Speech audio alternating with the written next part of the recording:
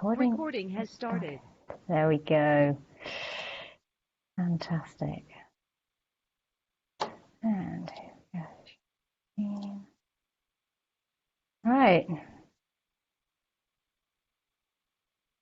How is everybody? We have 10 a.m. on the clock, and it's time to get started this morning. Happy almost the end of Global Entrepreneurship Week, Geneva, or globally, in fact. And my name is Elaine Franz, and I am the founder of Flow in Action. And this is Savan Murzan. Savan. Yes. Hi, I'm the founder of Ogunte. Founder of Ogunte, social entrepreneurship and impact investing, business angel. Oh, yes, and I specialize in women-led social green tech for good organization. Yeah. And future thinking. And future thinking. So we both specialize in future thinking and what that means as entrepreneurs and how to impact positively on the planet. So this session is all about a kind of quick or a rapid overview really of understanding futures thinking and what that means for startup entrepreneurs and being entrepreneurs wanting to shape the future. So we are in a process, we're in a dramatic change which is calling for different ways of working, different ways of shaping our solutions. And so in this workshop or discussion, we wanted to just really play about and show the power that we have as entrepreneurs to shape that future, and to do that by thinking about what we want to do with our ideas, think of the consequences of our ideas, get there early, and really shape value propositions so that they are designed with the future in mind. So what will your products and services and the processes that you care about actually turn into? How will they unfold? And realizing that you actually can think about how it can unfold. The future is not predictable. The future is really there to be unfolded. Okay. Right. Oops, a daisy. So here is a quick running order for today. We're going to do a quick warm-up, quick exploration, think about the futures that we love, talk about some of the key tools of future thinking, signals, drives of change, persona, scenarios, and then we'll wrap up. So exciting, and really taking it in some detail, linking it back to entrepreneurship in itself. Okay, so without further ado, I'm going to hand over to Savan and down here, and hand over for a bit of a warm-up to think about. Over to you. Thank you, Elaine. So I think that what would be nice is to make sure that wherever, if you are here or if you listen to the recording, is that you make sure that you've got a piece of paper, a pen, because we're going to do some free imagining and free writing. So what's going to happen is I'm going to give you a situation, something that happens in the near future, and I want you to think about the things that you're going to do the 5 first minutes after you've heard that news, okay? The 5 first minutes after you've heard that news. And I'd like you to just go down on the paper, whatever comes through your mind, the feeling, the action, the sensation, the questions do you have, all that sort of things. And we'll put it on timer, and Elaine and I are going to do it as well. And I'm going to add a couple of other questions after that, right? So keep all your writing ready to go, and then be ready to share with your neighbors if you're listening to the recording. So there we go. It's called the surveillance shoe. Imagine your local government is giving away pairs of smart shoes for free as part of a public health strategy. These smart shoes have sensors in it that track your location, your activity, your weight, and your social proximity, so who you are standing near or walking by. It also detects air quality and viruses like the SARS, that is during COVID. Imagine that you are given and asked to wear a similar pair of smart shoes as a condition of attending work or helping out in a community, or if you're still at school, or even receiving tax benefits. Okay? Mm-hmm. Now, we're going to put there's a timer just for a couple of minutes, but I want you to think about the actions that you're taking in the first minutes after being informed of the new smart shoe policy. Okay? Let's put a timer for 120 seconds, and we'll see what come out of that. Here we go. We have a little music. No, we don't have music? No, we don't. We can Okay. have talking. Okay. Mm. There you go. Just going to repeat that. The brief. Your local government is giving away pairs of smart shoes for free as part of a public health strategy. These smart shoes have sensors in it that track your location, activity, weight, and social proximity, who you are standing near or walking by. It also detects air quality and viruses like SARS-CoV-2. Imagine that you are given and asked to wear a similar pair of smart shoes as a condition of attending work or helping out in a community or receiving tax benefit. How do you feel when you hear that news, and what do you do what you do or think about in the first 5 minutes of receiving this information? Hands on decks, writing down. Yeah. Feeling strange. Wondering what they'd look like. Wondering if you can choose. Oh yeah, for some people it's very important, isn't it? Comfort versus style. Okay. So I've got a couple of things already. You have something? Mm. Um,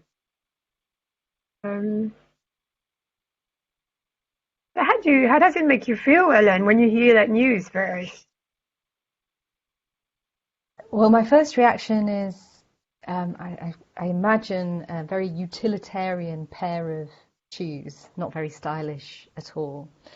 Then I'm hopeful that the design industry might have had a look at them, and these are like a ethical version of Air Jordans. And And it still doesn't sound pretty uncomfortable though. pretty and comfortable too. And that there's somehow, okay, that doesn't seem too bad. We all well, I don't, but people wear Fitbits, and my phone's got a pedometer on it, so location, activity, weight, that all sounds fairly neutral. And then social proximity immediately makes me really uncomfortable. Uh-huh. I don't especially like being tracked in my location, and I don't like being tracked. I don't like the social proximity trackers. So then I'm starting to go down this route of, it looks like a good thing from a human public health point of view, air quality and viruses. So it seems a bit like tracking that helps us.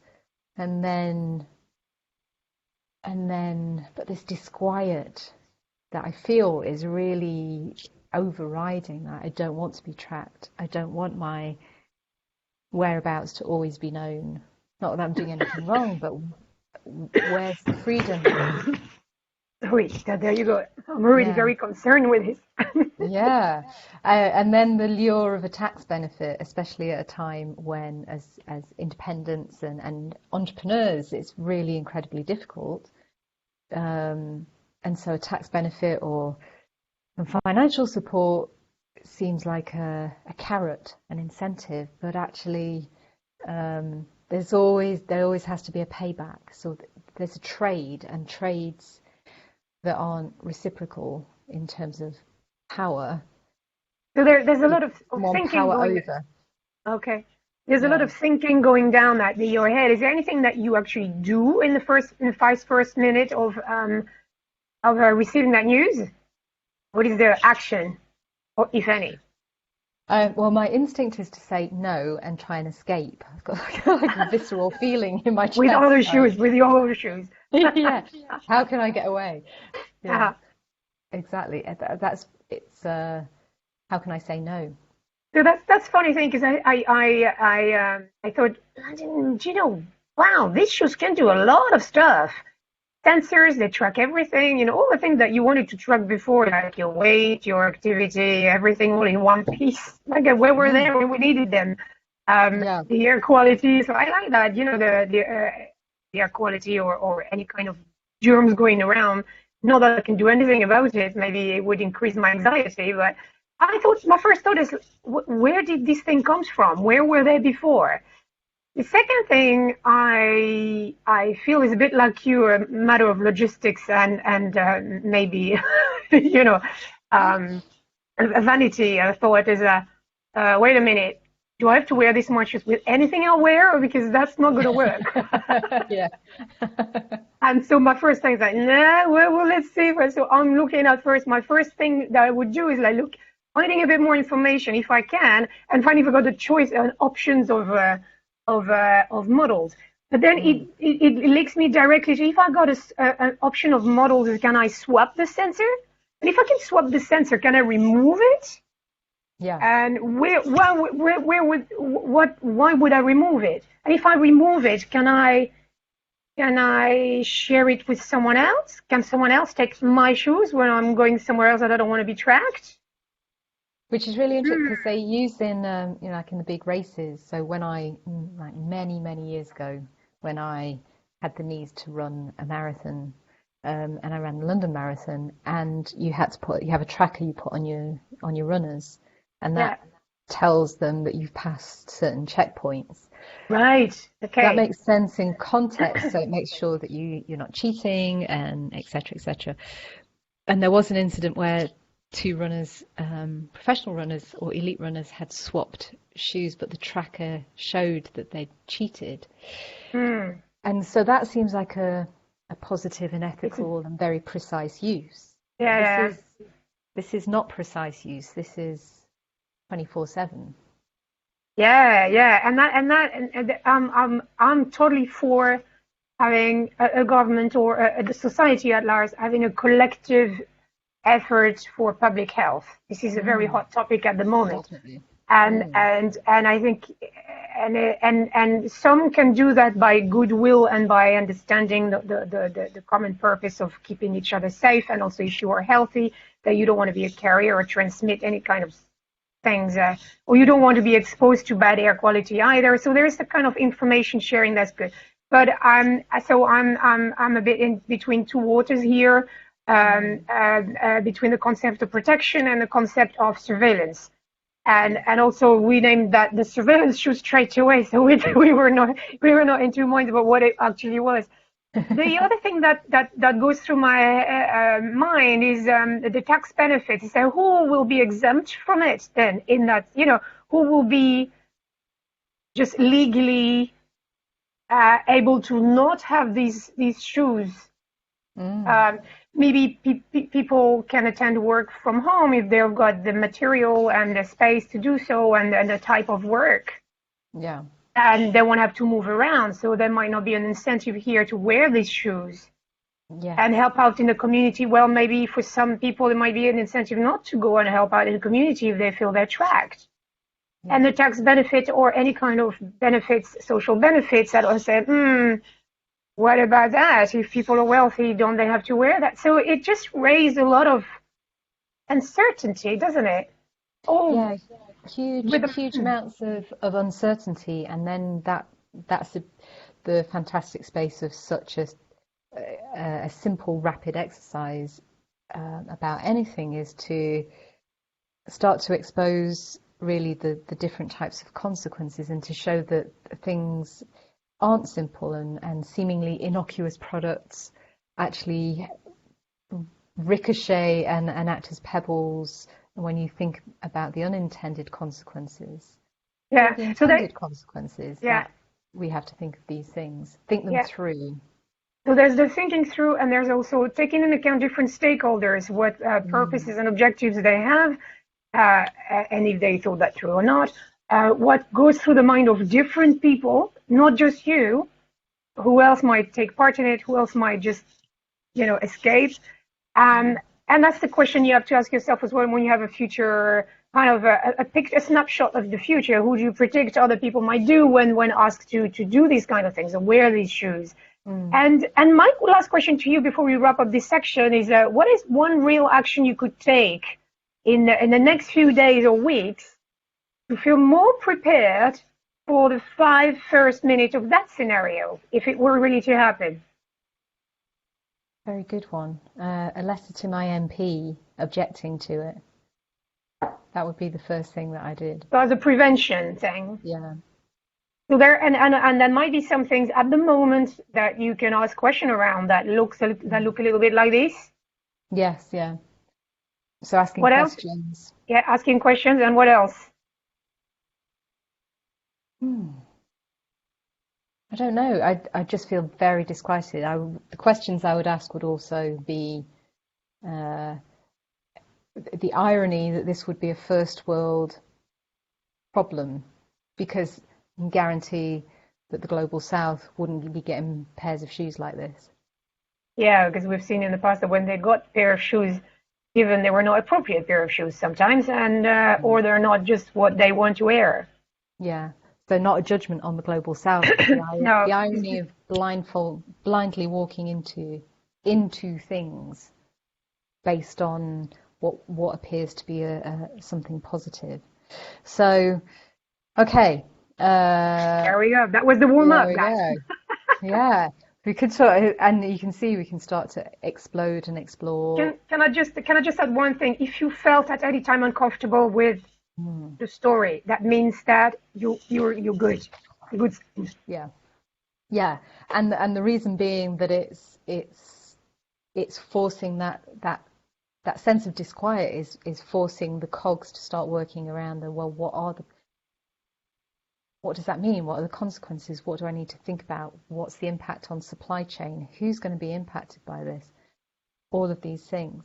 So that kind of leads us quite nicely into the next slide, which is thinking about futures that you're in love with. Because one of the aspects of entrepreneurship is always, start with what you've got. And it doesn't matter what age you are, whether you're 12, whether you're 60 something, you have a toolkit of experience, you have a unique perspective and questions that you're asking about the world, problems that you're in love with. And one of the things, that's where solutions get derived from, is really what do you care about fixing, and do you have the skills to fix it? What's in your toolkit to fix that with? And we've reframed this really into, well, what futures are you in love with? Because if you can bring the problem you want to fix, which is happening now, together with the toolkit of skills and experience and expertise that you've got, you can start to imagine the products and services that you would create to realize that love. So I'm going to throw this question over to you, and OP, you're very welcome at any time to unmute yourself and come on video and participate more And play with and us. play. So in the first instance, so Savan, you have an enormous toolkit, Beatrix, after many years of experience. What futures are you in love with? So as you know, I've been working with social entrepreneurship, and there's always a big question behind this, which is how you create infrastructures that finance social entrepreneurship, or that fund it or invest in it, and is there a sort of a public finance infrastructure we need to think about? This is a very, very complex machinery. It's a very complex concept. And what I'm interested in is the future of that philanthropy / impact investing.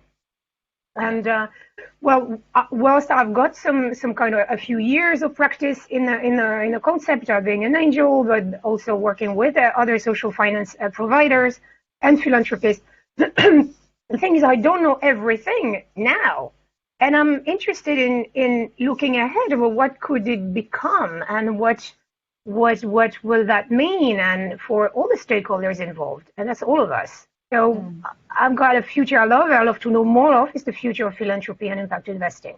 What about you?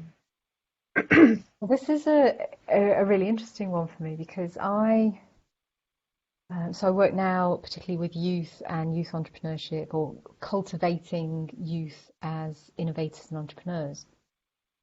And my first professional qualification 25 years ago is as a librarian, and that I, however, went from that, using that discipline, straight into a career in social change and fundraising research. And it's really over the last 10 years that I have come back to firstly running a school library, and then using that teaching that discipline of knowing how to find answers through innovation and entrepreneurship to kids.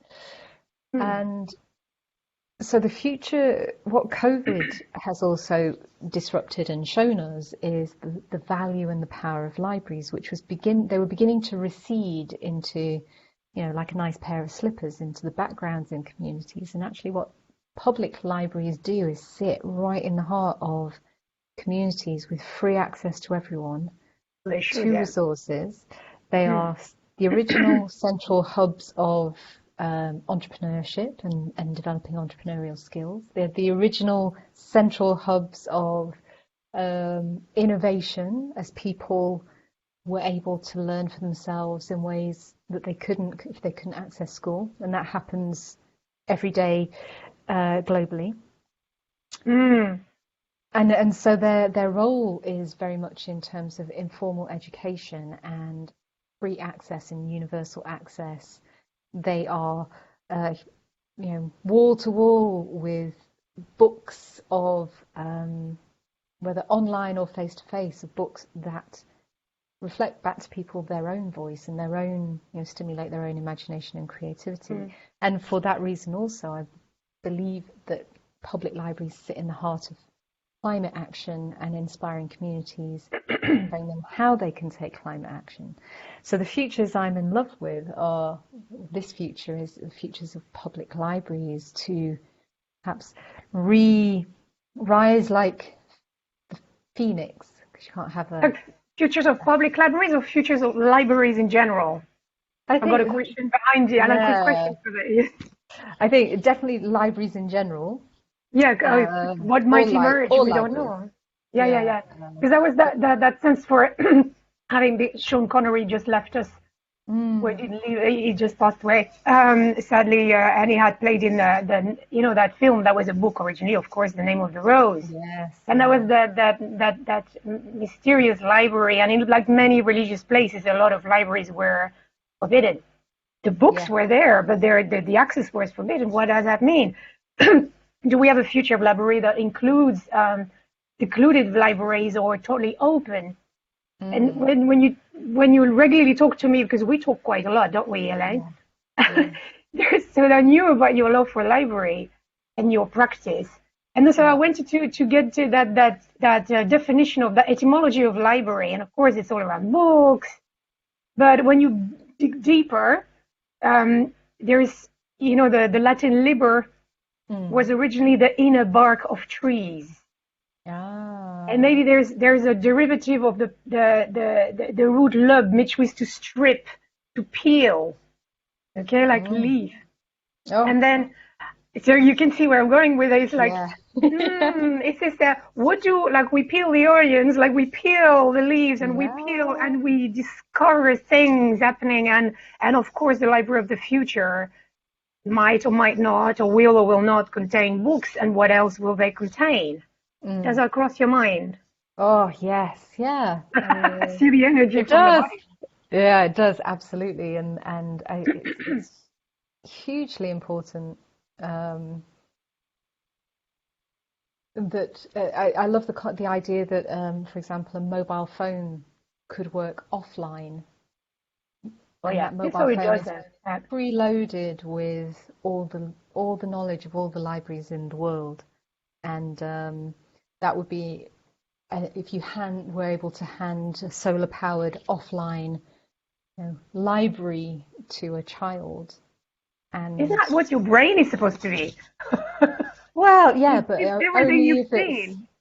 it is, but with all the learning that in order to fill your brain with all of those things, you need the libraries of books and learnings and pictures and stuff. So So, that's where my mind goes in like overdrive. I mm, can see the future of library, knowing that your brain stocks. Remembering is another concept, but stocks everything you see and do. But as a mm, matter for your own sanity, it blocks out a few things out just because you would run insane.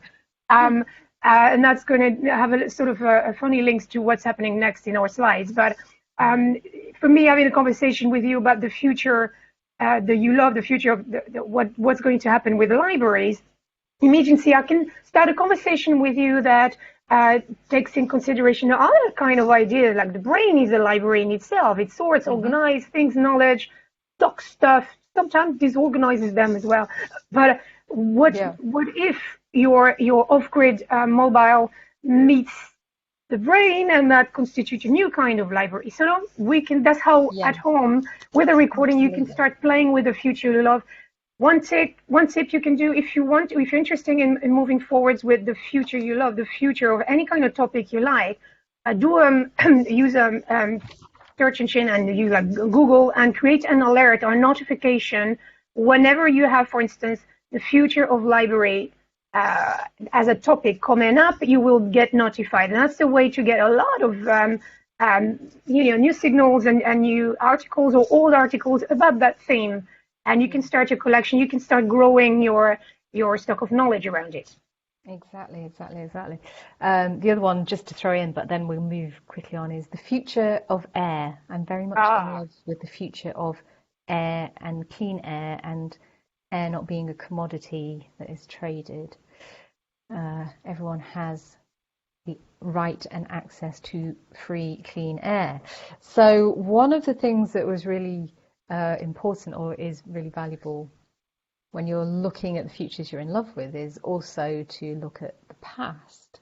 yeah. And you had pulled out these really funny images. And I don't know if they're funny actually, but yeah. Yeah, funny, ha ha, not so funny. What strikes me, I'm not sure if, no, there are no girls present, but funnily enough, Yeah, it's true. with Good point. Yeah. yeah, the problem of COVID is that not only has it taken all kids out of school, but it has also particularly made it very difficult for girls to be at school, particularly in the global south. So this is terrifyingly. That is so unpacking. It dates from the 30s, the 1930s, I believe, or something. And it was a projection how school could look like en l'an 2000, in the year 2000. There you go. That's ages Mm, ago already. Look at what's happening this year. For some of us, or some of the kids who have been, well, lucky or not lucky to have homeschooling or to do distance learning. Um, I love distance learning. I've always done that anyway, mm, but but yeah, it has a sort of there's something we were talking about library and how information is stored in our brain. And look at this on the right hand side of the picture where you have all yeah. the knowledge of the world they just propped into your mind, and I'm not really seeing the the outlet. Like, where is the analysis, or where is the critical thinking? And I don't see an artifact for that here. I just see the input, but I don't see the output. You see what Mm, I mean? yes, yeah. That is Where's very interesting. the critical analysis? And we know that critical thinking and creative thinking are the absolute essentials skills of the modern age. To be able to create the futures we want, you absolutely need to have those technical skills and soft skills. Hmm. So then That, there is a there community. is well, just want to pick up on the way you say if you want to know the future of air or the future of libraries or the future of schooling, to go back in the past. And if you maybe take a sheet of paper and highlight on top of your mind or very quick after a quick browse on the internet, say what were the key moments of the development of that theme in the past and maybe in the last 1,000 years. so that you don't have to go through the whole 1,000 years, but just 4 or 5 key elements. And I've done that for philanthropy, actually. It was fascinating to see how that all these topics unlocked itself as significant milestones. So that helps. And this is where also you create a kind of you prepare yourself to feel for what is next to come. And of course, for schooling this year and surveillance, we are at a significant milestone. So the next image. and but also from a philanthropy and impact investing point of view, like this year is such a tipping point, and the call to action to philanthropists and investors to do things differently and not set up under the guise of sustainable finance, not set up a subprime market of just moving stuff around, which we're in danger of. There's a lot to unpack, and we can do a whole session about this only. We probably will. I love this one as well, because there are two in there, and look how real it is now. Again, this was a bit later, I mean, more in the 50s, I think, and they were thinking, how will life be in 75? Now, they got a bit late in the process, but look at what this lady does. Magic high-frequency beams will brighten life in 75. Wave your hand, and dark wood will be flooded with light. Hello, Alexa? Siri, wave it again, and a light control panel will drench room with color of your choice. I got some super Christmas lights in my living room. They do exactly that. But I still have to plug in the wall because I'm not doing this beam stuff. I'm so old-fashioned. What do you see in the right-hand picture, Celeste? What do you see? Wow, I love this car of the future. Self-driving. It's like a restaurant car. Something out of Star Trek. And actually, once again, you know, this seems so fantastical that you would have an autonomous car. It's there already. We're there already. We're there already. Maybe more elegant, a bit less. I'm not sure. This is quite elegant, but I like I'm not sure if looks like they're playing bridge in the car. Yes, smoking in the car as well. That's where we went a little bit further. I prefer our future. Our future, and you know, we haven't got a picture of it, but back in 2012, when I was teaching my classes about the concept of Hyperloop, and that was when Elon Musk had recently released it as open source and invited the world to do something about it. And then by the time those kids left school, it was coming to fruition. And all the adults around them were saying, no, that will never work. And then the kids themselves had taken it and were playing with it and could see the opportunity. So let's move on to signals. Okay. Yeah. And so you had.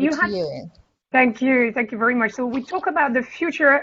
That's a topic in the future. You haven't really well defined how it might look like, etc. We talk about how all these topics have evolved in the past. So you learn from that as well. Now, signal is something that is happening now. So there's a definition here. Signal is typically a small or local innovation or disruption, tiny disruption that's taking place somewhere now, and that has the potential to grow in scale and geographic distribution, as in to spread everywhere. It can be a piece of news or an article that you read, something like a small bit, something that's happening, something in real life that catches your attention, in a specific location. When you take this article or that topic and you start to think about the ripple effect and what it would mean for the people you love or your family abroad or animals or what have you, what are the implications, for the setting location or stakeholders, or even globally, to unlock big trends that turn our attention to possible innovations before they become obvious. They often focus our attention at the margin of society rather than the core. Now we're going to share with you a few images, and some of you will have them. Some of them might become bigger than signals now, but we'll see. It's not exact science. There's a thing that you spot and you say, something's going down there. Next, so the slide that you see here, you've heard about the fires, and that's an enormous in certain locations, not just in residential areas, but also in farming lands. Sometimes it's they're intentional, sometimes they're not, sometimes they're criminal, etc. And you bank on the you hope to detect these fires very, very early on, to be able to tame them and to deal with them. Okay, Yeah. so here they've got some tech to spot basically the fires starting and to be able to act upon them. So low Earth orbit satellites. That links you to the new generation of small satellites, that are just tiny, tiny, tiny things as well, that are launching to space, but also launching in the atmosphere. And that's becoming more and more prevalent. So there is a story unfolding here. Now, if you think about the application of this for wildfire, what else could you have low Earth orbit satellites? And I was going to leave it there because we're going to go and have a look at other signals. But again, think widely and open the gates. And we can't, just think in silo, but think who else could be benefiting from that and who else could suffer from it. Yeah. Next slide, please. Next slide, please. Got it? So what we've seen today in certain parts of the world as well, where low-income students are dropping out of higher education, here it's in the US college, at alarming rates this autumn. It turns out their home Wi-Fi isn't good enough to use for online courses. For them, an equitable future remains elusive. Things are what we've seen. So people not just didn't have Wi-Fi, or have very, very low quality Wi-Fi, or too expensive Wi-Fi, and also they didn't have the hardware, or they found themselves having to share a mobile phone to do homework, and for not just for university or college or secondary school pupils, but for small children in primary school, this is really, really a problem. And I would say that in many places also the hardware was not appropriate or for that kind of home learning, because the platforms that were used to send the homework were not just compatible with the kind of device that people had. Yeah. So, and that the dropout is quite, dropout is quite massive. And this leads us, I love the fact they're sitting in a library. So I don't love the situation, but I love the fact that this is where libraries they provide free Wi-Fi that is good enough. They provide access to tech. They provide the remit, with their remit of equity and inclusiveness, they provide access. Okay, moving on though. I can see some people thinking as well that what if the library have to close? So we really need to, Exactly. what if, yeah. And this is quite interesting because this, the honeybee, you know that the bees are the one that pollinate and that makes the flower live, then and if the bees disappear, then we have a problem. It's not just about flowers, but also sorts of crops, and and that's a real issue here. And the humble honeybee is really declining. One UK startup has identified potential solution: the common hoverfly. Right. So, and because they can, originally the flies were doing that job of bees. The fly came first, millions and hundreds of millions of years. I'm not a specialist in proto-history, but they were doing that. The world was gray, and then something happened at some point, and the whole world changed into color, and the flower came, or vice versa. But I think that's quite impressive that without inventing a robot fly or what have you, they actually look at what already happens in nature and say, what if they could do the same job? Yes. Yeah.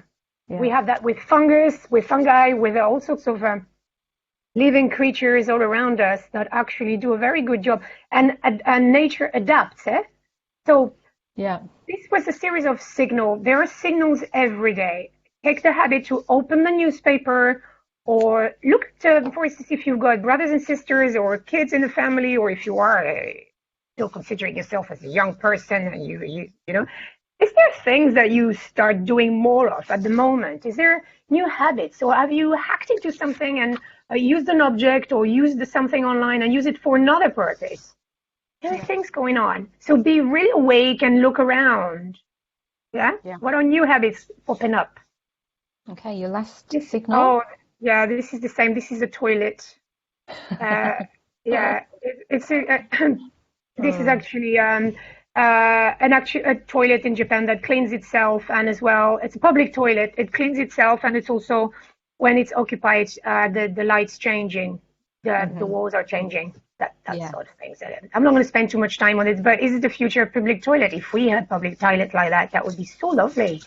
They're just pretty. Yeah. Well, Or not. clean or not, but Yeah, a clean clean would toilet, I help. would love it to be a signal, indeed. Yeah, clean and safe. I think that's the Okay. important thing. So that's So, the signal. That's the signal. so they're signals, and very briefly, what signals? Give me two or three signals that you have specifically noticed in the last 3 months.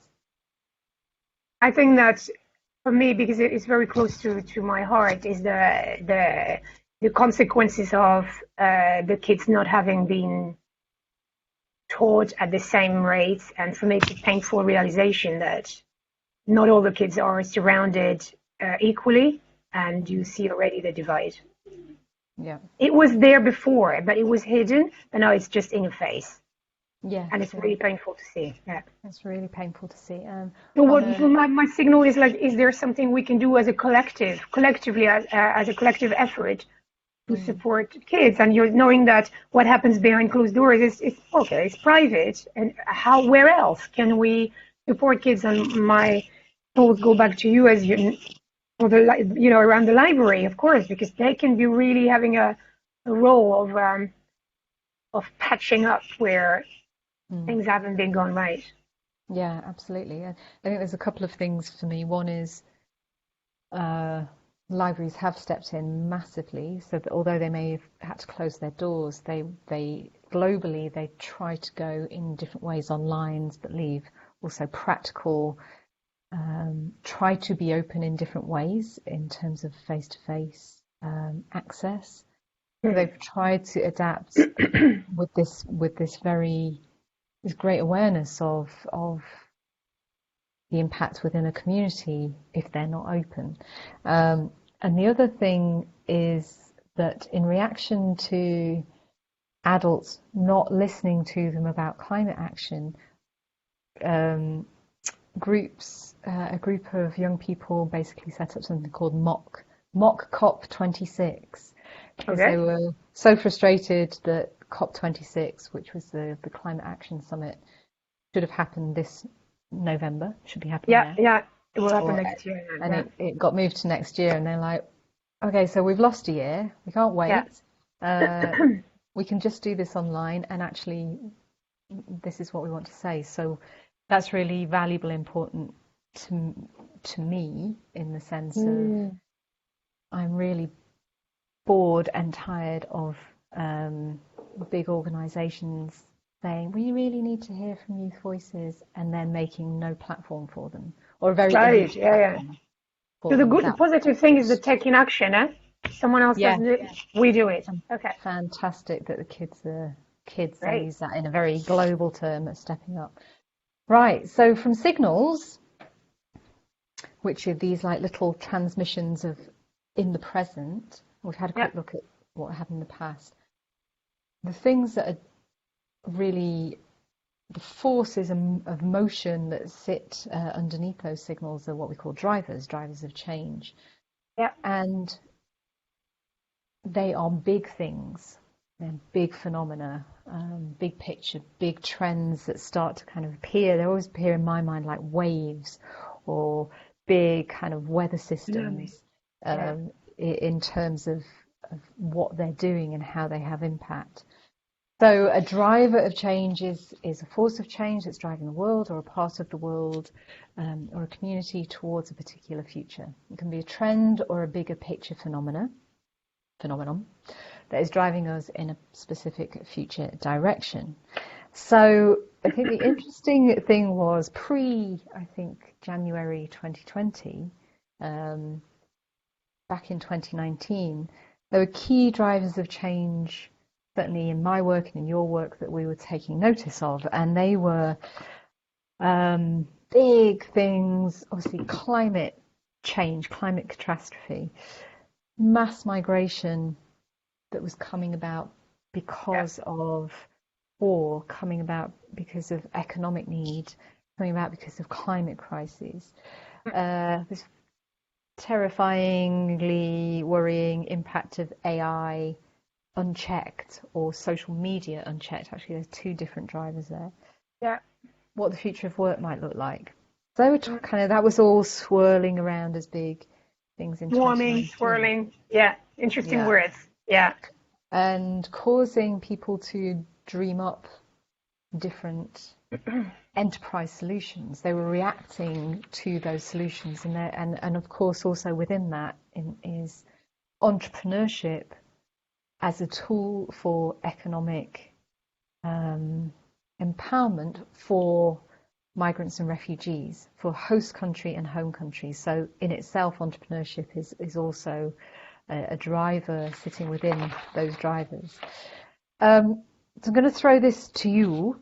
Then we had COVID, and that caused a sort of earthquake, as it were. How do you think key drivers have mutated since that earthquake? What has happened to 2020? We were on one trajectory with drivers, now what's emerged? I think there's an expression, so I apologize if it shocks some of you, but I think that people have been just caught with their pants down. Yeah. Because, so the expression is basically, before that, the system was, the infrastructure to absorb mass migration or to circulate resources in each national economy was not working very well, but it was masked, and it was just, it was not really talked about, or we were not trying to not make much noise about it. But now we see that because of the sanitary crisis, that we see there in the open the health disparities, inequities, the social inequities in what are supposed to be the big economies of this world. So what we are seeing as new trend is that, is how we knew we were supposed to be prepared for events like big pandemics. I mean, people talked about it, and not just us who read signals all the time, but we knew it, but people kind of did like, la, la, la, la, la, and somehow, it got swept down another task of to do things, another list of to-do things. So I think the problem is now we are faced with the reality. The reality is just we can't avoid it. The infrastructure are not fit for purpose, and not just in some emerging economies or whatever, but in our supposedly strong economies, we are not having any stability at all because the infrastructure is old-fashioned, not fit for purpose. Trying to seek as well something like the full growth, whereas we know that we'll need full health economies and full well-being.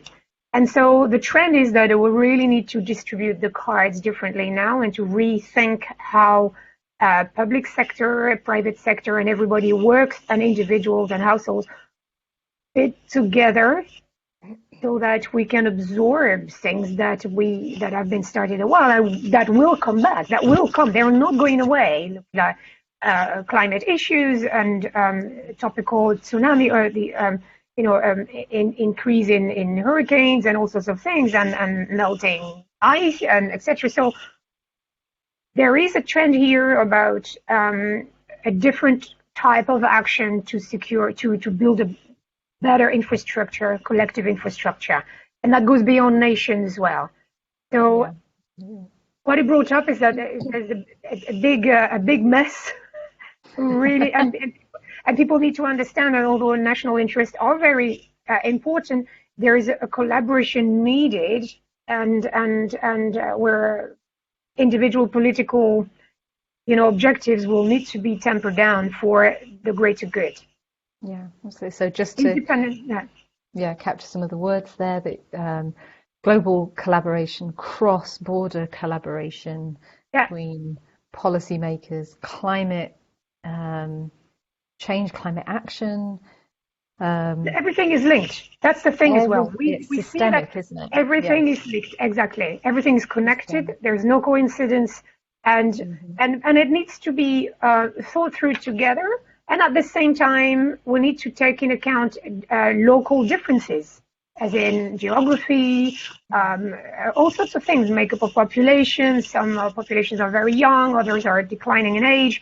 So it's okay to be different, but have a common intention to look at how the infrastructure works. And that's the trend. I think that's how we're going to get there. That's another problem. The trend is like looking at new infrastructure for collective actions. Collective action. And what else do you have? Sorry. I spoke on a panel last night, which was hosted by La Roche Hospitality School, one of the world's leading hospitality schools based in a different mountain valley down the way. But they are really leading the way in terms of innovation and sustainability across travel and tourism, and trying to equip their students as the new innovators and entrepreneurs in the hospitality industry.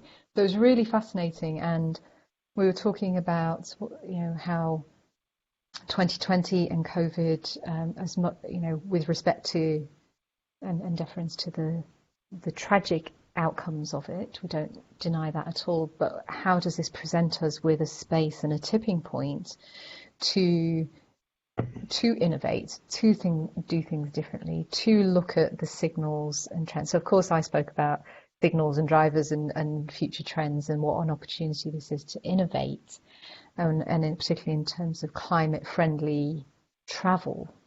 And business travel has changed dramatically in a heartbeat. We know we don't need to, but visiting friends and family is essential.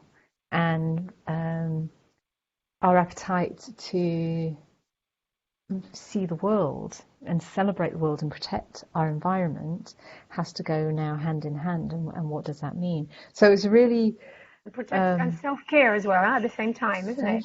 Yeah. Protecting our planet is protecting ourselves. These are not two separate things.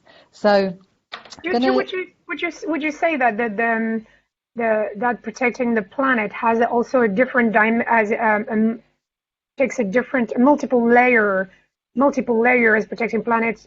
Some people I know still think about trees only or grass, but protect planet means habitats, which means health, which means we are part of nature as human beings, and nature will continue without the human species, well after we're gone. So, and habitable habitats for humans, that's part of the protection as well. And now mental well-being as well is guaranteed. That all of this is linked, isn't it?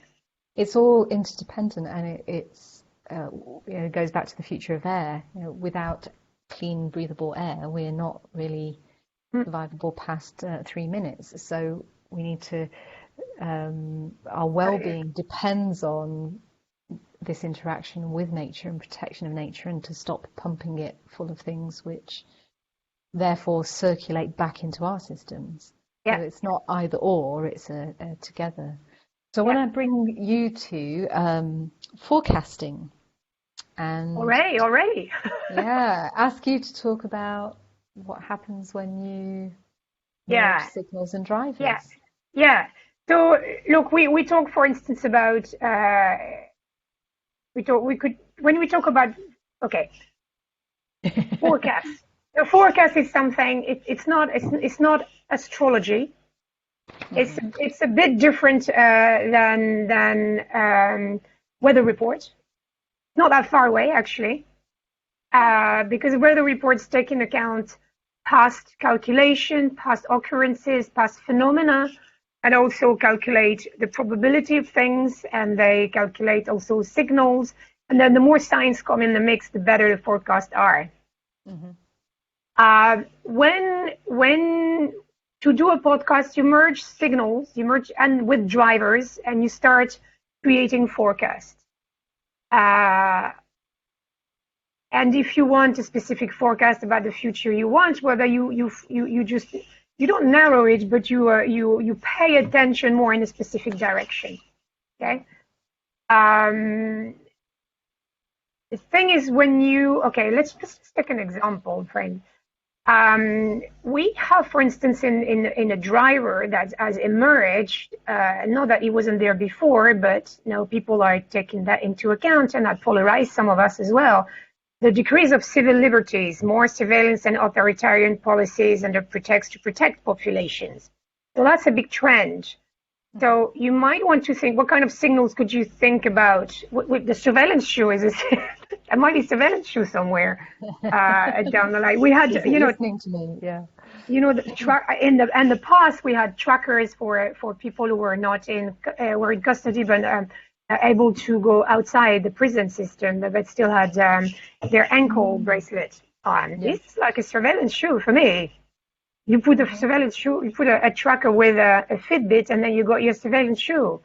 Now, that's that was signal one. Signal two, what other signal? A signal could be totally different. What kind of other signal could we pick? For instance, that's nothing to do with surveillance. Anything else that you might have seen in the past 2 weeks, for instance, Alice? Just one signal. Okay. I'm completely blank. We could go back to the the toilets, maybe. There you go. Yeah. The toilet that clean themselves.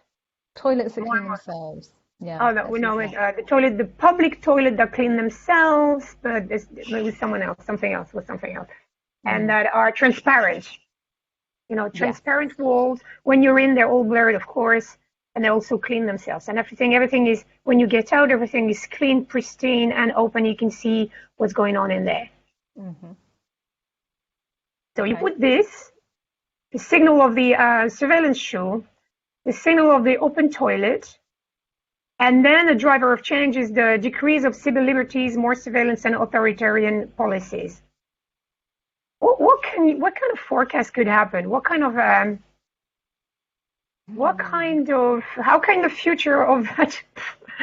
you make your future of X topic change from this perspective? You look the future of X for your future of libraries. Take these two different signals and the big trend of surveillance. What happens in your head? At first the head explodes. Yeah, first your head explodes, then you think of those wearing my shoes to the library. Would I get tax benefits because I'm being surveilled, but I've shown willing and I've gone to a library to learn? What role does the library play in the surveillance? How if I go and what else can that toilet tell me? Does it surveil my health as well? Yeah. Do I then go to the library and look up, like, the color of my pee is like this, and my breathing is like this? It gives you books. Yeah, it gives you books for self-improvement. Yeah. Now, it might not be the future of library that you want, but it might be the future of library that might become. Yeah. Especially. You see where we're going? It's just suddenly a forecast is like, oh my God, I'm not writing a fairy tale here. What's going on? Hey, future is not there to please you. The future, what will become, however, what do you do when you know that? When you have this scenario, whether you have this forecast, it might be that as a forecast that the libraries might be used to support you in enhancing your health while still playing a role of surveillance. And only throw in there a self-driving mobile library going into a challenged community with all of that surveillance. Suddenly, the optics of it can be construed in a positive light of helping that community, but also you're actually surveilling that community. And you prevent too much movement of population because the library with maybe the self-driving library comes to people instead of them coming to them, creating much more germ or Yeah. viral infections. Yeah. Yeah. So it all sounds very futuristic, but actually there are real signals. There are There are people many testing. places where things coming out like that. Yeah. So, and we need to think through And, consequences. and the mobile library is not something new. Well, in rural place, I mean, I come from Brittany in France, where we've had many times, not just libraries, like, you remember we had these Renault 4 or these Renault 4 Oh or yeah. Renault or Citroën or what have you, Yeah. going to rural areas, and they were like mini grocery shop, you know, like your shop, your Yeah. corner shop, but then in a car, and they would sell basic commodities and overhems and or socks and tights for women or whoever Mm. them and some slippers and it's just somebody. It's like I remember these and yeah, there were mobile libraries as well like this Mm. circulating in rural areas where not everybody had a car or could afford to do 30 kilometers one way and back or you know, Yeah. and it was a way to it is service like this. So I could see that coming back anyway, joining the old with the new for a different purpose. Yeah. A forecast is what might happen based on these different categories or so different elements. You get the signal, you get the big drivers, and then you said, hey, if signal is something topical, it doesn't, it's something almost independent. Mm. Then you place it in the context of a big driver. It doesn't need to be seemingly related, although remember everything is related. And then a story Mm. unfold, or that might be a rough story. Take it as a rough story, yeah, a Yeah. perspective.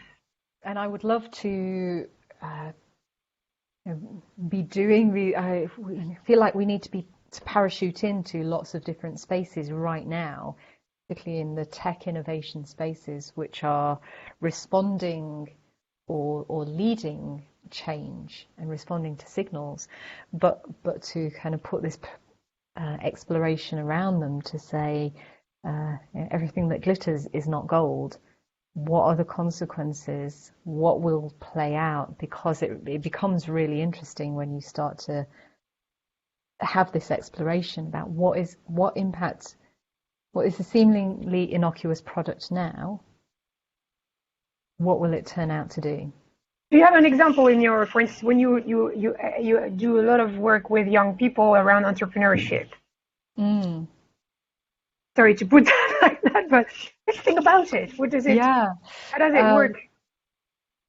If you play with the idea, a signal that you noticed, maybe inequity with Wi-Fi, like that, and yeah. Well, drop out. the inequities with Wi-Fi are so apparent, so profound, and what I've not seen are signals of what I have seen is really worrying in terms of signals which are if you can't go to physical school,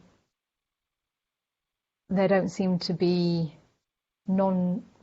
non-digital um, alternatives. So if you're not in a managed mainstream school setting, with masks and things like that, if you are having to not go to school still, like New York just closed its schools again, it makes no sense. Um, That's in a signal that I was talking, yeah, that there were talking, of course, of libraries could being a plan B, but then if they were closed again, then it put them out of the yeah, equation is because they were building. yeah. And I'd like to put them to ask you that question. What does it make you think if now school is no longer a building or education is not attached to a building, no Wi-Fi necessarily? What does it make you think of as a Mm. forecast? School as a non-building. Can you tell me a story about that? Education not Yeah. attached to building.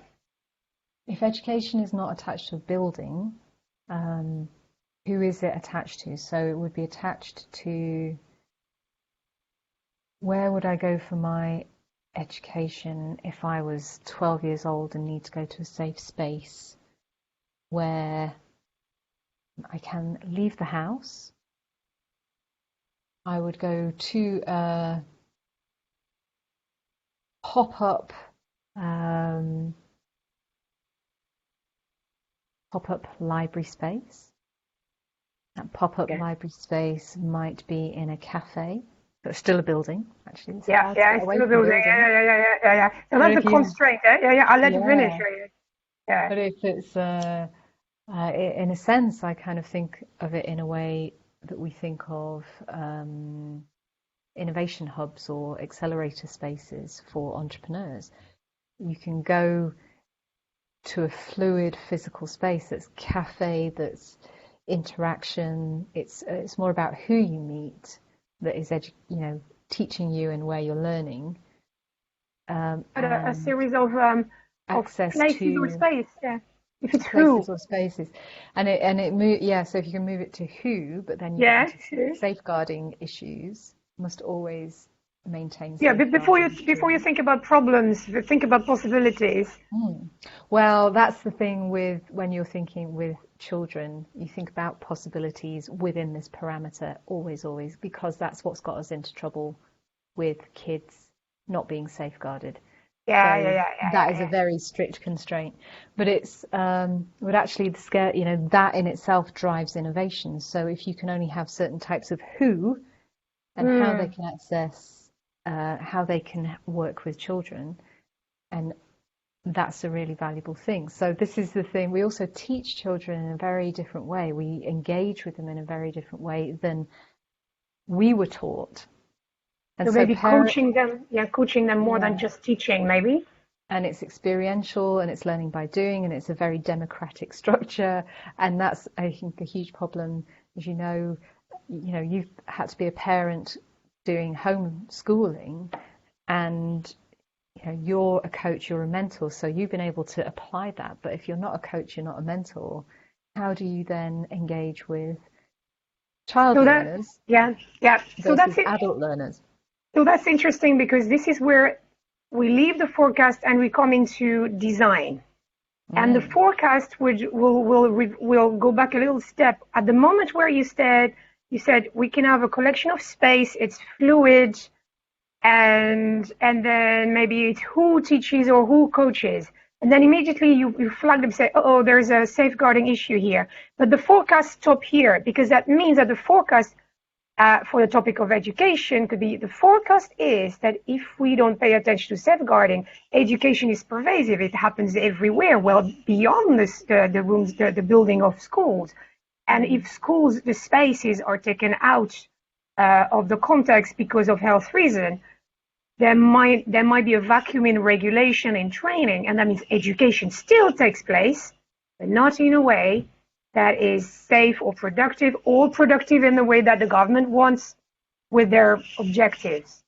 mm. So who takes over? And that's the forecast. The forecast stops there where you say, well, education can be defined differently and takes a new form, a new shape.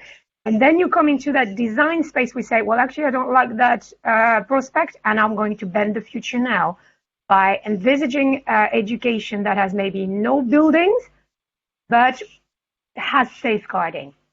And this Yeah. is where the forecast stops and the design starts. So just on that briefly, so just throw, I'm conscious of time, but I Yeah. just want to pick up on it 'cause it's really valuable, is to kind of flip that back also to you because you have a son and a primary school going age or just secondary school going age? He's no, he's going to be 11. He's still the last year of primary in the UK. Yeah. Year 6 as And of course. so if this was an opportunity to turn a school into a health hub, Yeah. what would that look like? Oh, that's interesting. I think there would be much more practical exercise on cooking and gardening and feeding and feeding each other and sports as a sort of the full health prospect I was talking about instead of full Mm, growth, full economic growth, but I was full health. So all the teachings that you do, like the math and the literacy and the numeracy, are actually supporting this full health. yeah. So is the full health, if school is a place for full health, then I would really I would engage kids to look at any kind of nutrition and moving around and well-being and health and critical thinking, all these things as the objective and not the supporting or the side project. Right now, I think and I'm very happy with the school my kid is, but how do you say that lockdown has made me think, hey, we're going on the wrong path. We need to flip this. The purpose of it is to have individuals that are collectively engaging with each other, supporting each other, being able to grow, being able to have full health, live long and happy and supported. That means they need to have network, etc. Numeracy and literacy is there to support this. It's not the first objective. Yes. So I would flip that. That's all. Yeah, absolutely. So super interesting. And so I would call that, or the way I call that is, if you always create a solution, or if you make your forecast about flourishing, what does that pop out for you? Because it forces a deeper sort of thinking. So particularly a school as a health hub, like how do you invert the learning? So our aim is about flourishing people, flourishing planet. What does that look like? Right, we could go on and on about that, but I'm going to bring this nice, isn't it? It's nice. But don't be afraid to have, I think we shouldn't be afraid to have forecasts that make you feel bizarre in your stomach, because generally when you feel awkward, that's when you start reacting physically, and this is where you're going to start taking action, even by, I don't like this prospect. I want to do something about it. And so don't be afraid of that awkward feeling. Forecast is just a forecast. It hasn't happened yet. It could go there if we don't do anything, and it's likely to happen if we don't do anything. Is that what you want? Okay. Yes or no? So the forecast is there to provoke thinking before you go into design. Yeah? Yeah, absolutely. But there is a kind of interaction at the front of that, which is the point of empathy, isn't it? Which is you're triggered very early on into the exploration, or you're seeing a signal and it's triggering a sense of empathy, a sense of feeling, and that's sort of, that is the starting point of that value proposition. So don't be afraid of the fact that you will be triggered into thinking a set of things. You'll feel drivers, you'll feel signals, you'll kind of run ahead with, whether you've called them forecasts or not, you'll run ahead with things of how something could look to fix this problem. And now all we're asking you to do is kind of really kind of ground that in this sense of, well, what's the longer term? How might that play out how can I really dig around in this to understand what is a product or a service that leads to futures that I'd like to unfold that contributes to flourishing as opposed to kind of to catastrophe. So another part of that playing around is in personas. So tell us about personas. Okay, so we talked about the way you react to news, and you react to forecast the signals because you are who you are, and you are one person with a context, with a past, with a story, with love and hate relationships, with children, family, people to care of, etc., or a great network of friends, or you feel lonely. So you have your life, and your life you have a profile. Okay. Now, when you start to design you design a service or product, you can't just obviously take into account the individualities of thousands of your future customers. First, because it's going to be very tedious, and because it's physically impossible. And especially when you're going to be successful, you will have thousands of customers. Okay, so let's not panic. What you do is, when you're going to start to test your idea, and you're going to try to see how they react to your prototype, etc., you're going to ask them questions, and all these people that you're going to interview will fall into different categories. And at the end, you will come up with a profile, like a novel character, a fictional character, that has certain traits and characteristics. And they represent a larger group of people. But they are so well defined that you can almost imagine them in a film or a novel. And we call them persona.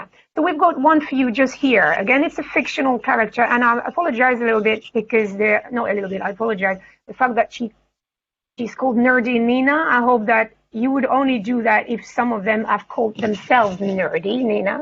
Because it's not really nice term, but maybe the perception from other people is that they consider them as nerdy Nina. Anyway, so that's more of a moral issue, but I would not recommend call them by names like that. But anyway, if she calls herself nerdy Nina, I'm a bit of a nerd. Okay, so imagine her character, fictional character, that calls herself nerdy Nina. She says, "No, I don't like the movie. Actually, the book was much better."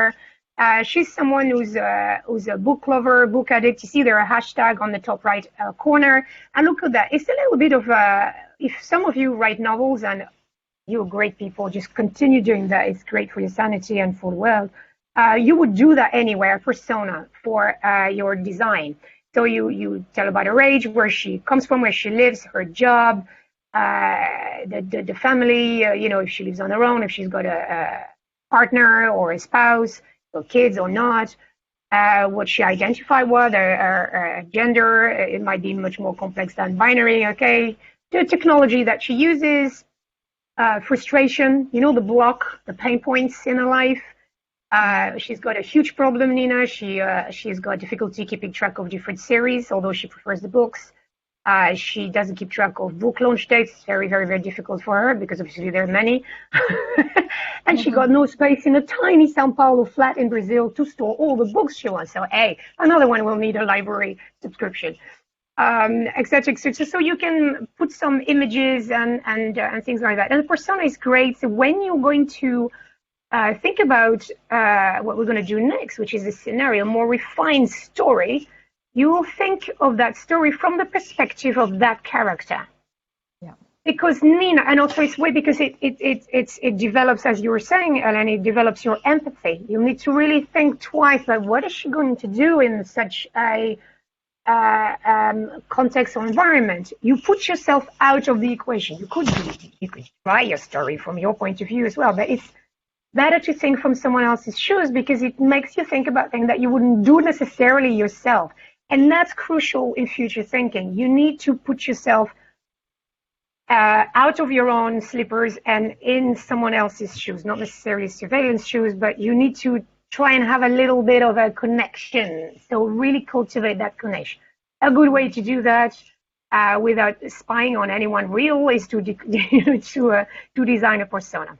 Was it, if you do you have something else to add on persona? Yeah, just to when we're talking about sales funnel and we do the customer journey and we think about these things, and what we're saying really is you can play much earlier in the process as you're thinking about your value proposition to take some of these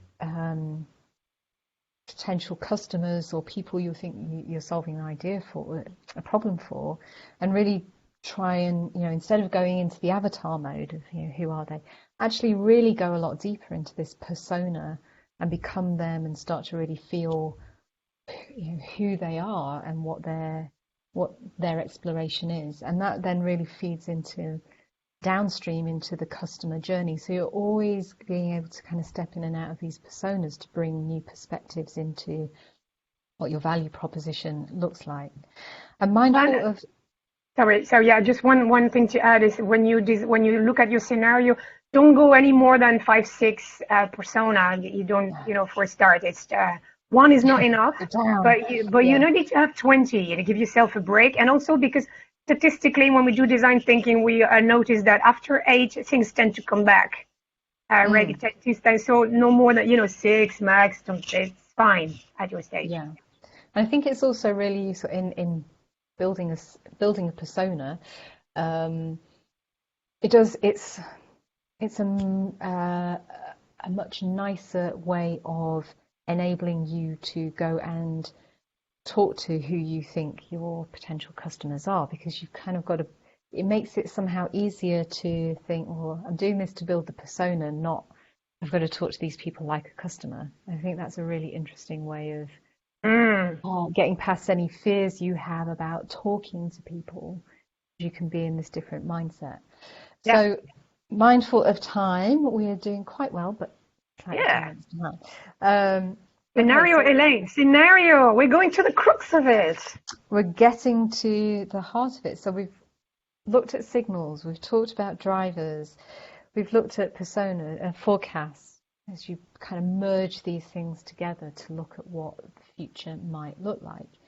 And a scenario is really taking these jigsaw pieces and putting them together into a specific story and digging into the lived or how you might live the experience in that future forecast. So it describes what we might see, feel and experience if you woke up in that forecast. So it describes the future as if it's already real. It takes the form of a very short story, a news article, a graphic, a comic, a storyboard, film, a documentary. You can make something which is a manifestation of this story so that you can really explore the scenario. And part of the reason for that, for building scenarios and really getting to feel them, is because we can then not only imagine the future much more vividly, but we can also then bring and see these new perspectives of what consequences are much more vividly. So it helps us to evaluate the future. Do I want this future? What would I be doing in this future? What is it I like about this future? What am I getting a sense of anxiety about in terms of this future? So all of that helping us to really explore. That links both to our value proposition, to our customer journey, to our own journey as the creator of the solution. So what we would like you to do is, or what we're going to do is select from these drivers.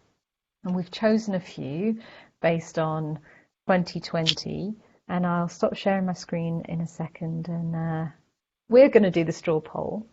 Yes. And so we've got... You're explaining each, you would give a little bit of context for each driver? Yeah. So we have this list. And what we would like then to happen, and you can do this at home, is to, you'll see what we do, we're going to play out a story in 2030.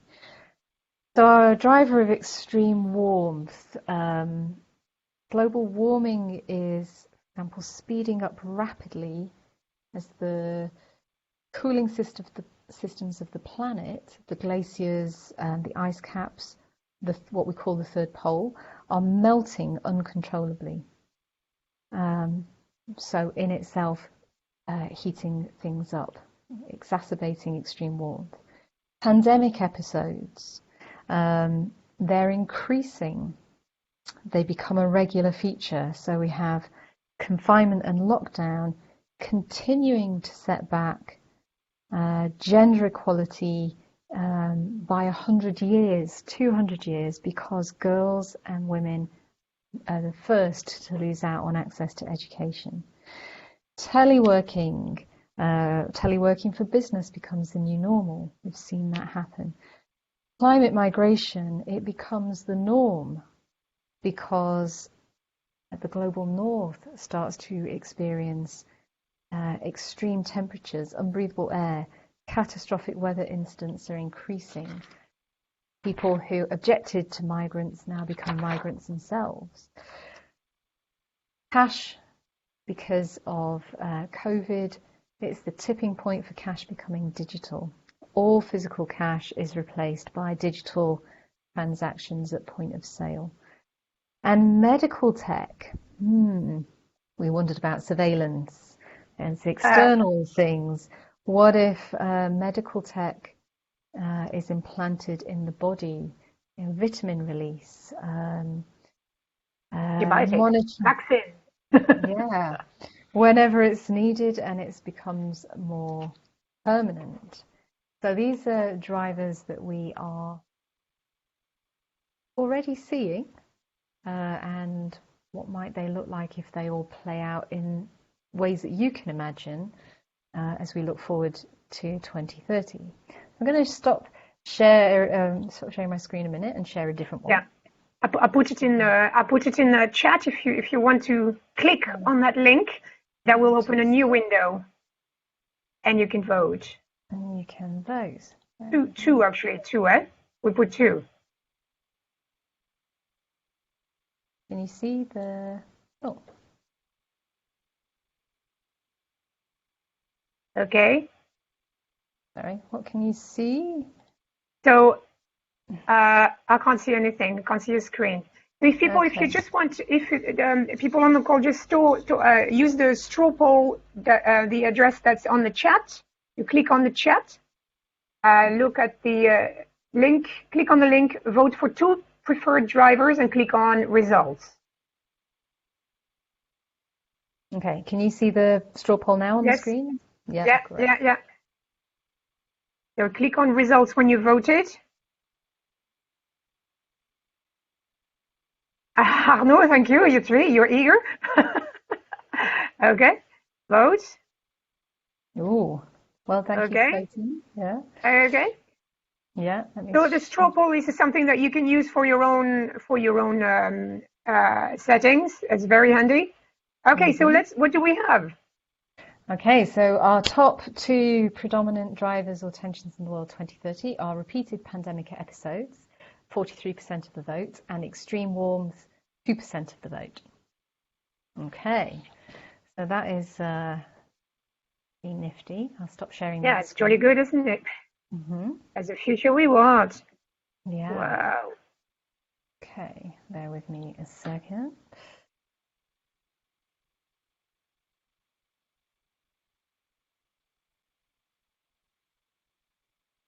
Sorry. Getting myself confused with my clicking. There we go.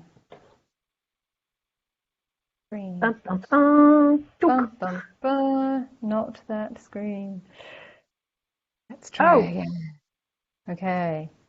PowerPoint. In the meeting, start thinking about these drivers put together. Yeah. Right. Okay. Now you can see. Okay. So you can see the screen, okay? Yeah, this video from current slide and really seeing these pictures, very interesting pictures. There we go. So what we're going to do, very good? Yeah, all good. Excellent. Okay. So we thought we'd put a little piece of art in the mix. So we brought you three new persona.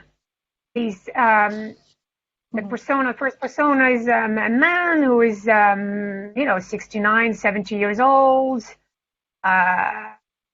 comes from is Caucasian, is very stubborn, is a bit he travels a lot, he writes books occasionally,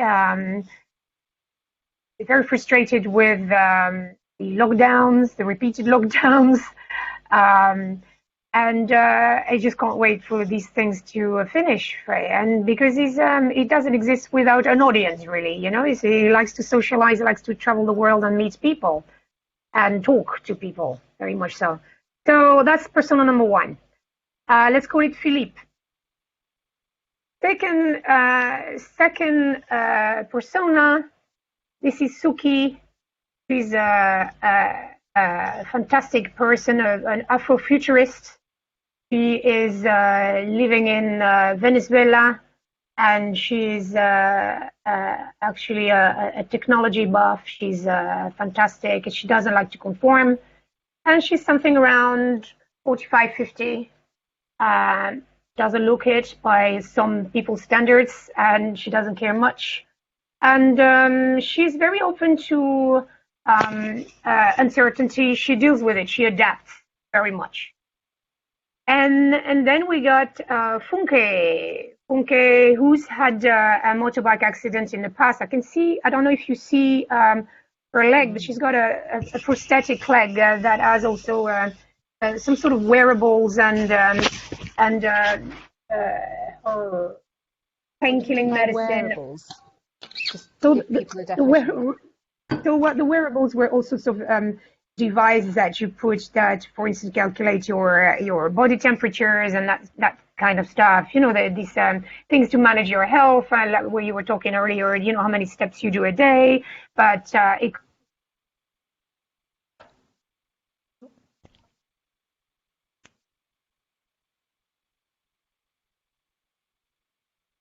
How many steps a day? Okay. You've lost your network briefly. I'm going to stop sharing. Okay. My screen, see if that brings you back. Just double check. Forms. Okay.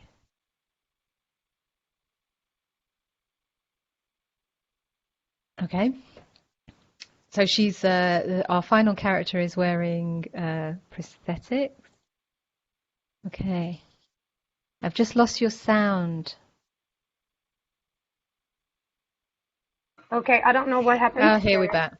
All right, you're Okay. back. There we go. Okay, so I was describing the three persona, and I think we've lost the presentation. It's coming back, don't worry. Okay, I was thinking about, I thought we were offline.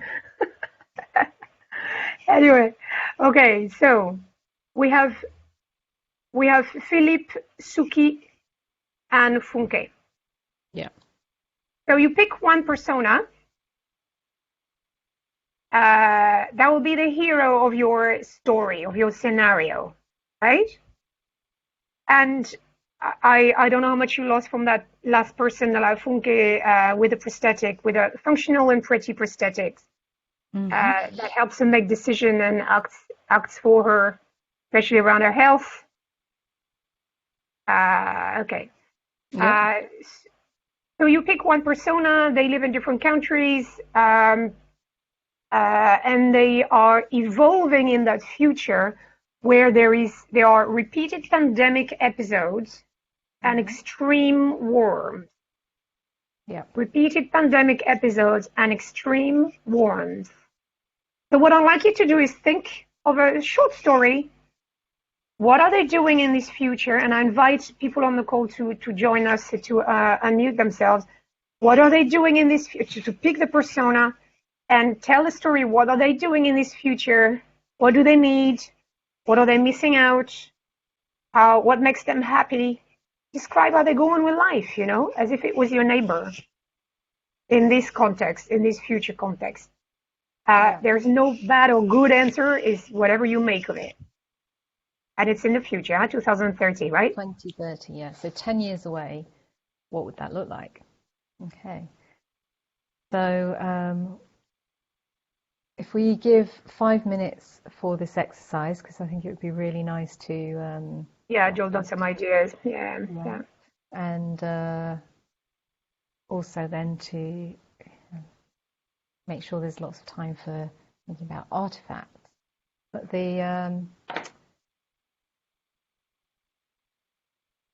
what character would you pick? Me? I think Funke, she wears that prosthetic. She's already adapted to a life where she makes the future her own. She has to, in order to compensate for a disability, she makes it an ability. She goes beyond that. She's like what we call the superhumans. Because she's got that mindset. Doesn't mean that her life is totally comfortable at all times. No, because sometimes, you know, extreme heat makes her body change, and also the prosthetic is subject to change as well, not just melting, but the usability of it changes, and it costs her a lot of money. Yeah, and she can't just reach out to a provider. She depends on that provider, because not all the prosthetics makers are actually able to do that kind of first the artwork embedded and with all these kind of technology embedded. That's just between you and me. This is a real person it's a real business that provides these prosthetics. Oh, fantastic. Yeah, and I have a... Sorry, carry on.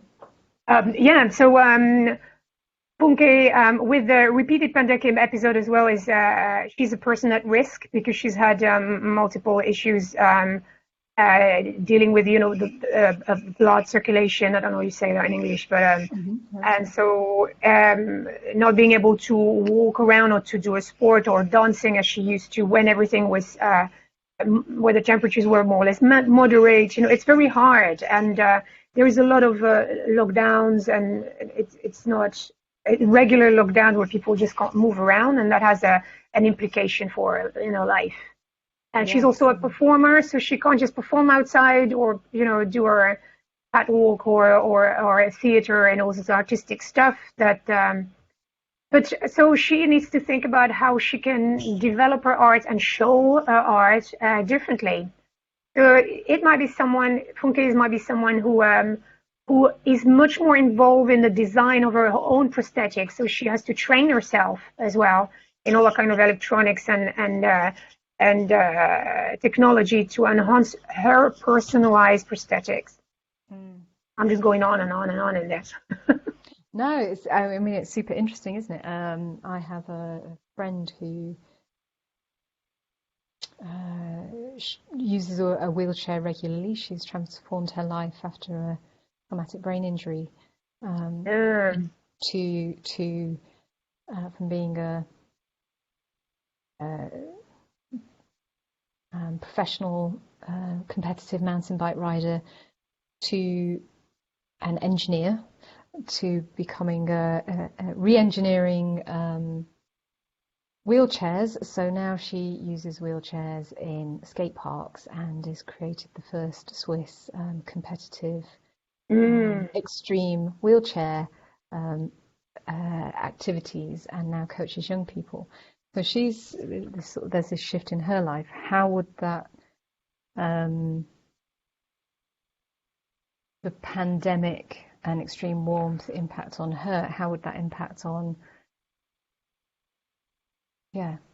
loneliness, accessing people when you are already wheelchair bound? We can walk, but the distance is very tiring. There's something interesting about people who already are in this situation now. They know much more than us. We're just caught by surprise. What would your friend?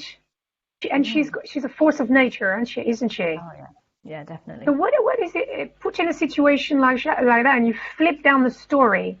What do you imagine her doing to really preempt all that stuff? What would she do?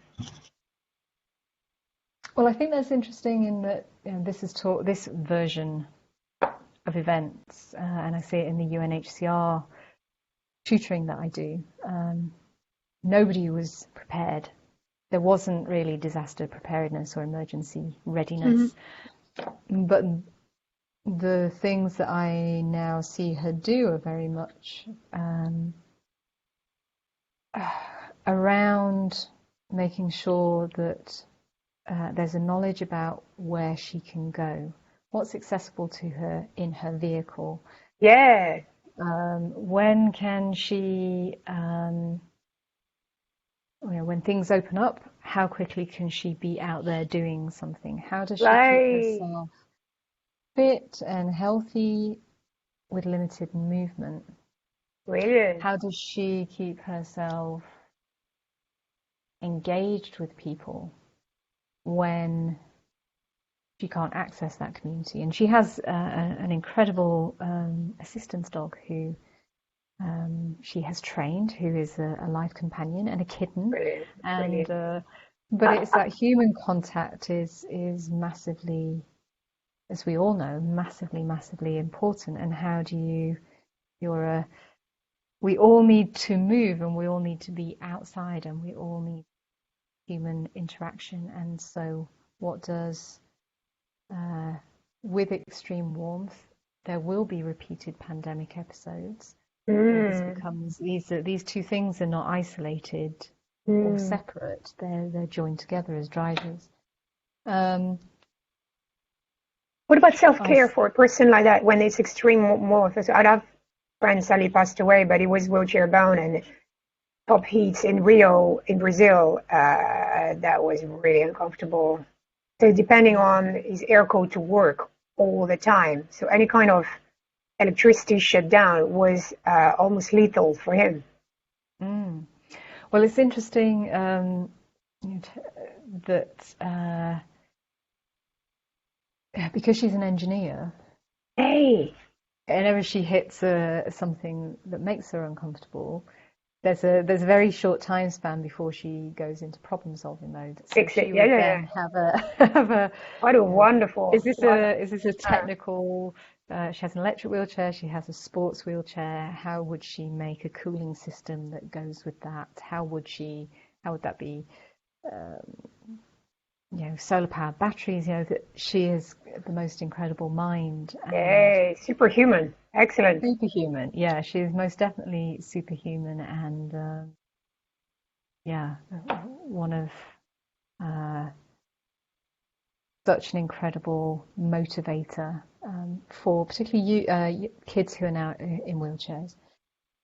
So, okay, I think we've probably given enough time to people to have a little exploration. And Shall we show the slides again?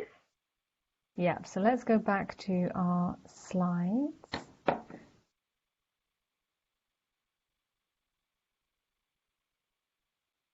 Every time we do this exercise, I'm buzzing. I'm like, wow. Well, it It just, really yeah, makes you it look at just the goes present on. And, differently. Yeah, yeah. yeah, So okay. you can see these people. Yeah. So the outcome, I mean, we created, we were sort of specific, but not overly specific, but you could see our brain patterns going on. And this is just a really useful graphic to show, I think, of when you build your scenario, you build this story, you start to explore the story. You can also use this consequence map to start to think through, well, what happens next in this story? What are the consequences of, for my friend in a wheelchair, in these incidents? And what if that solution comes into play? What are the ripple effects of that across her solution? So we think in terms of first order, second order, third order consequences. We think in terms of all the positives that can happen. For example, you alluded to it, if it's too hot, she's an engineer, she will design a cooling system for her wheelchair. What are the positive consequences of that? She would then potentially productize it and distribute it. What would it cost? Who would manufacture it? Where would the parts come from? Shadow consequences. It's too difficult. She can't get hold of the parts. She can't get hold of. She can't make it. She becomes increasingly isolated because of these scenarios, these repeated lockdowns. She's not able to perform self-care. Bam, bam, bam, bam. But I think the persona factor in when you're looking at consequences is really, really important because you can look at consequences in a flat structure way, but that takes out the human dynamic and the human spirit and human motivation. And That's what's important. And human resilience and love. We do our podcast about love, and love as self-care, love as care for each other, love as we are. Power, love as power, love as power. Okay, so we won't talk too much about that, but this will be available for anyone watching this and looking at the slides. But I think it's really important to move into then what might the future look like? What might an artifact of the future look like? What is an artifact? How can you make this scenario come to life and drive your thinking? So an artifact is like an object or a picture or a text or a policy, or it's something, and as you know. But an artifact of the future it's that object picture text that comes from the future and that you can hold in your hand or think about now. Okay, imagine that you are an archaeologist and instead of going to the pyramid from 6,000 years ago, you actually come back from the future, and in your rucksack you've got a collection of objects and fragments of text or anything that tells you a little bit of the day-to-day life in that future, and that might be 10, 20, 50 years ahead. Generally, future thinkers think in 10 years ahead, and why? Statistically, it gives enough time to be a bit wild with your thinking, but it's not that remote from you to then pull the scenario backwards and start acting upon it. Okay? So imagine you've got an object from the future that gives you a tangible experience of that future, and that also explain what's the day-to-day life in the scenario that we've just described. Okay, so if you think about the scenario that we just mentioned, let's take maybe your friend Elaine, and we then will just, for the sake of this exercise, turn your friend, who is a real person. We'll turn that into a persona, so we're going to take liberties with what she thinks and what she does in that future where there is extreme warmth, repeated pandemic episodes, and she's also an engineer, and she's wheelchair bound, but she's got agency. And within that context, and I really, really encourage you to participate here, jolt out ideas in the chat or come online and to tell us what kind of artifacts, what kind of objects of her future. What's her name again, Elaine? Her name is Lorraine. Lorraine. So for the sake of that exercise, Lorraine will be our persona. What is Lorraine has as an object? What kind of object is there in Lorraine's life? Might be that she created herself, or something that is at her disposal from another company or from your company. You have an idea? Well, just knowing her, the immediate artifact would be a whole new type of wheelchair that would be the and literally if she had this exercise and had the afternoon, she would create out of whatever was to hand a sort of prototype version of this artifact, which would be the cooling system, the strength, the alloys that were used to make the wheelchair, how it's inbuilt with what we call haptics, which are the sensoring things, which could then turn on the cooling system. Nice. That she doesn't have to change wheelchairs, that it could be both manual sports wheelchair in the skate park, where she'll come off anything from a 2-meter to a 5-meter drop, vertical drop, and land it. So she has in play, but then the wheelchair can mold itself differently, and then she can go home in it. It becomes an electric wheelchair, something like a scooter. If she could build it fast enough, it would probably need a license plate. This is the kind Oh God, another problem. Yeah, there's another legal Or maybe problem. there's no license plate anymore in the future. Yeah. Or, and to be honest, knowing her that's 10 years, I would say that could be by next year, knowing her. But Excellent, brilliant. that's the sort of the 10-year version, but the 50-year version is much more Star Trek, where this is she's transported herself somewhere else. We're in proper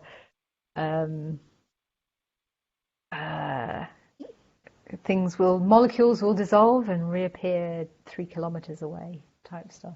Oh, so when I see the future, Lorraine in the future as extreme heat and pandemic, I'm not going to repeat what you say, but that wheelchair that morphs into some little some mini haven that really, really supports her in that condition. So let me think about maybe as she's an engineer and she's also social person that connects with other people who've got deep tech and deep design skills.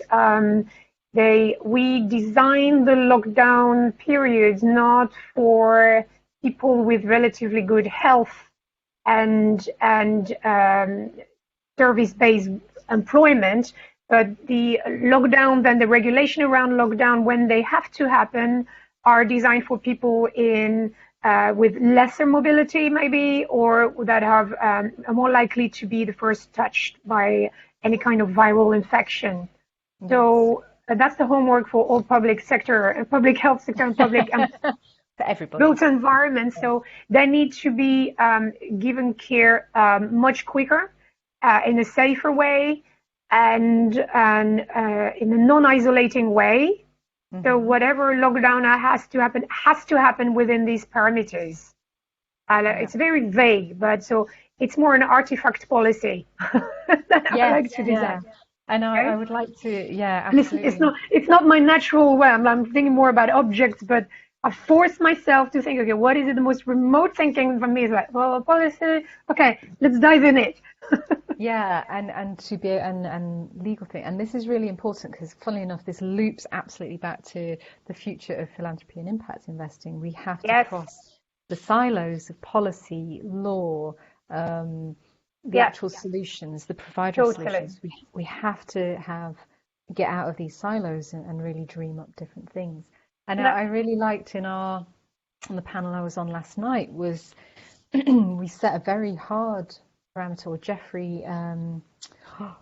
Jeffrey, who was one of the keynote speakers, had set a very hard parameter of 2030 for the travel industry to say you have to design solutions starting now for that are in accordance with the Paris Accord, no more than 1.5 temperature increase, zero carbon, and compliant with all of the 17 SDGs. And when you think, that's the hard line for the future, and then you have to kind of reverse engineer back to exactly our drivers and our signals and play around with forecasts and scenarios. It forces a level of innovation and experimentation and entrepreneurship, which is transcendent. Actually, it's taking us to and everything I've seen about, certainly on my side of the pond in Switzerland, is that the appetite is there. So, in fact, globally, particularly with youth, the appetite is there, and we just need to give them these tools. So that's what we do, and we're available to do that. But it's really, really vital that the hunger is there from young people to do that kind of thinking. And from 8 to 60, we need to do this sort of thinking rapidly right now. With the age level up, it's like for everybody. It's for everybody. Everybody has agency until they drop. That's what the point is. And I say 60 is the new middle age, given. We're not there yet. Given we're all, despite pandemics, we're all we'll all be living till 120. So I think it seems complex, but I think what Ellen just says, if you just design from the future you love and you want perspective, then have a real clear principles there. Like we talk about full health, no harm, codependency, but collaboration. You can do design stuff that are totally different from one another. If your bag in entrepreneurship is cooking or food, well, why not? If your thing is plants, if your thing is collage or furniture, why not? As long as it doesn't harm anyone, that is collective, that together it helps us move together. Yeah. You can still earn money in the process. There's nothing wrong with that. It's about how you thought through it and what the future might be. But I think that's the really important point, and that's the whole point of entrepreneurship as a route of economic empowerment. Is it has to generate income, and when framed in a world of flourishing, that's income for you, that's income for your community, that's income for people around you. So being able to pay yourself from your business is a good thing. for sure, and creating employment opportunities for other people is a good thing. So it's really the context and as you say, and the consequences of what you're creating that we're getting you to think of, but also to think now to be ready for future shocks. And to perhaps actually change, to unfold the future, to not see, to maybe see future shocks. Well, what we know is when you see future shocks, when you play around forecasting and scenarios, you get to see risk, and then you can take action very early on. You can take action now to prevent it, to redirect the course of history, to unfold it in a direction that you want. So when you're thinking on the enterprise journey, this future thinking is woven in so beautifully because it's getting you to think of your value proposition in a different way, to generate ideas in a different way, to understand the customer in a different way, to think about your business model canvas and the customer journey and the sales funnel in ways that are much more mindful and resilient. It's giving you a tool to be resilient both as personally, professionally, and as head of an organization. So they're the things that, the reason why we're doing this workshop today, at the end of Global Entrepreneurship Week. We like having the last word, quite frankly. And so we invite you to, having listened and watched and looked at the slides, what did you learn? Have a think about the consequences. How is your value proposition informed? What can you play around with? How would you populate your business model canvas now? How can you keep adding this in? And what do you want your future to look like? And we want to wrap up, and I think we would potentially leave this open, and I'll share it properly in a second. But how do you feel about your future now as the last kind of wrap up? And we've got a Mentimeter. Yeah, I'll put that in the chat. Thing, if you can put that in the chat. And just 2 words. I will ask you, absolutely, can you put in 2 words that describe how you feel about your future now, having got this fly past of future thinking, but hopefully a profound understanding that you have ownership of unfolding your future. And you can use these tools to help you do that. And as a startup entrepreneur or a scale-up entrepreneur, these are really helpful for you, building and broadening and deepening your understanding of your product, of your service, and what you actually want to create and do and unfold. So let me stop sharing and open the Mentimeter and share my screen again. Okay. You can see the Mentimeter screen. I will see. Yes, I will show you the results if you keep voting. Okay, so if you click on this, let me just share with you. Click on this. Click on this to see your. No, you can go back. It's okay. You can remove that. Click on the link I just given you on the chat, and you will see. Sharing. Empowered Apocalypse, excited soon. Okay, it works better with more people, but that's good. It's fine. Yeah. Can you see? Yeah.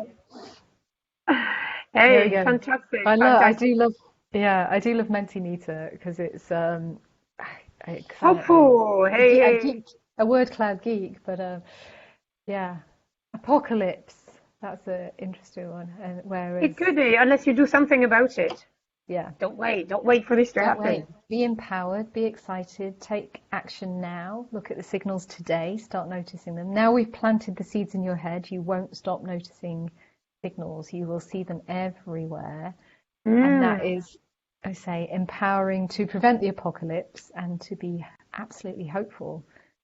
It happens now. That's the thing with future thinking. It's all about you doing or create alliances that bend the future. Yeah, I like that. Bend the future. Oh, sorry. Sorry. Oh no, I missed the. Can I increase the volume of my mic? I missed that. Sorry. Oh, that was a long time ago, but you came back. You came back. You're good. Did I come back? Okay, so that is we survived the tech challenges. Thank you for bearing with us. We really appreciate you joining us today and taking a listen. And we'll be doing more work on this. You can contact us. Our details are on the Libérez vos idées website, and you can send from there. So please do so. We'd love to hear from you. And yeah, and invite us into your business, and we will help you do this thinking and help you to be ready and develop your value proposition and businesses for the future. So on that note, thank you from me, and Thank you from me. thank you from me. And we wish you a very lovely Saturday. Stay safe and well wherever you are in the world. And start future thinking. Start future thinking. Do not ever give up. That is what entrepreneurs do. We never give up. We are resilient, and we always look to find a solution. So yeah, take care, everybody. I'm going to end the call now. Thank you. Thank you, Arnaud. Thank you, OP.